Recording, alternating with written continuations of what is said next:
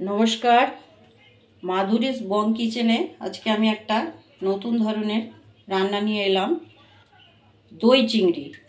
দই চিংড়ি করবার জন্যে আমি নিয়েছি 500 গ্রাম বাগদা চিংড়ি, খোলা ছাড়ানো আছে, আর ওটায় একটু দই আর পেঁয়াজের রস দিয়ে মাখিয়ে রেখেছি, ম্যারিনেট করে রেখেছি। আর যা লাগছে, আদা আর রসুনের পেস্ট বড় টেবিল চামচের 2 চামচ, 2 চামচ আদা, 2 চামচ রসুনের পেস্ট, হলুদ গুঁড়ো, জিরে গুঁড়ো, ধনের গুঁড়ো আর লঙ্কার গুঁড়ো, গরম মশলা, আর টক দই লাগছে এখানে বড় চামচের 1 চামচ টক দই, আর একটু আমুল দুধ আমি 2 চামচ গুলে ওখানে রেখে দিয়েছি। এবার লাগছে পেঁয়াজ, ধনে পাতা, কাঁচা লঙ্কা, আর নুন চিনি পরিমাণ মতো লাগবে। এখন রান্নাটা আরম্ভ করব আমি। এখন গ্যাসে আমি প্যান বসিয়ে দিয়েছি, এর মধ্যে দেব কিছুটা সর্ষের তেল। এই রান্নাটা পুরো সর্ষের তেলেই হবে।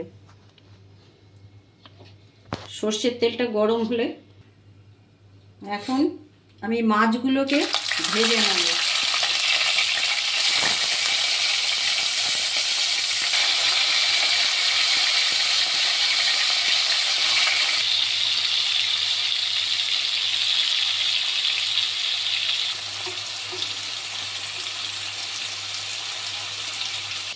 চিংড়ি মাছগুলো আমি ভেজে তুলে নিয়েছি।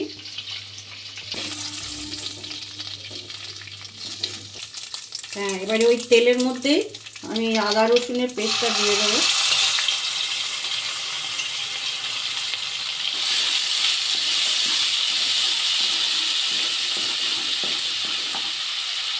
পেঁয়াজের রসটা বার করে নিয়েছিলাম, ওই পেঁয়াজটা এর সঙ্গে ভেজে নেব।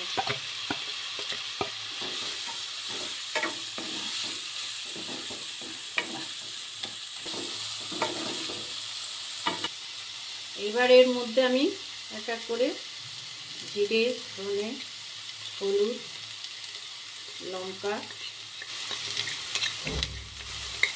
দিয়ে এটাকে ভালো করে যতক্ষণ না তেলটা ছেড়ে যায় ততক্ষণ করতে হবে।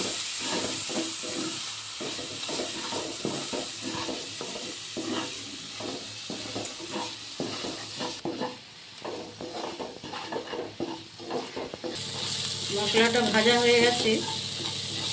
এখন আমি এই যে ম্যারিনেট করার যে দই আর পেঁয়াজের রসটা ছিল সেইটা এখন আমি দিয়ে দেবো।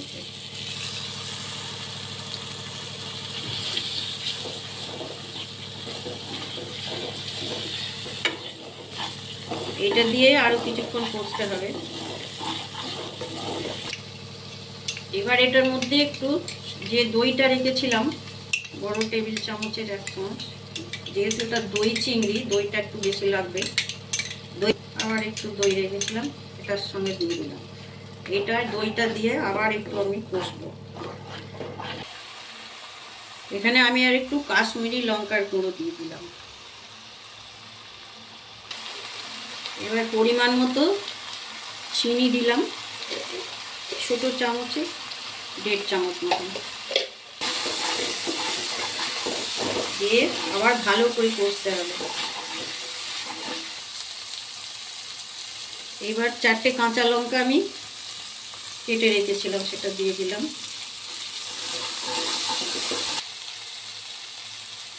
কিছুটা কসুরি মেথি দিয়ে দিলাম। আমি জল দিচ্ছি।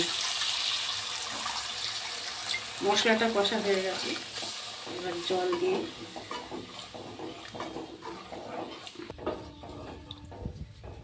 এবার মাছগুলো দিয়ে দেবো।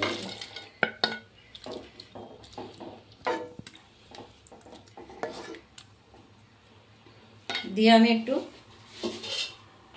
কিছুক্ষণের জন্য এটা নুনটা দিচ্ছি, পরিমাণ মতো নুন দিলাম। কিছুক্ষণের জন্য ঢাকা দিয়ে দিলাম। ঢাকাটা খুলে আমি এই যে দুধটা গুলে রেখেছিলাম, 2 চামচ মতন আমুলের দুধ গুলে রেখেছিলাম, দুধটা দিয়ে দিলাম। গরম মশলা 1/2 চামচ,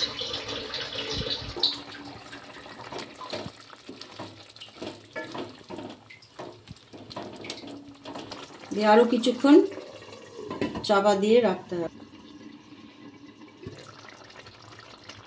রেডি হয়ে গেছে দই চিংড়ি।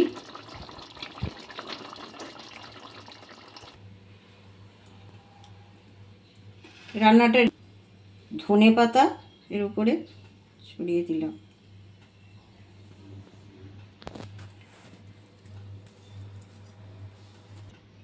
রেডি হয়ে গেছে আমার দই চিংড়ি।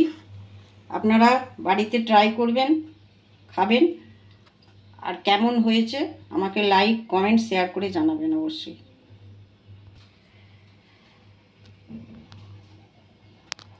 সবাই ভালো থাকবেন, সুস্থ থাকবেন। ধন্যবাদ।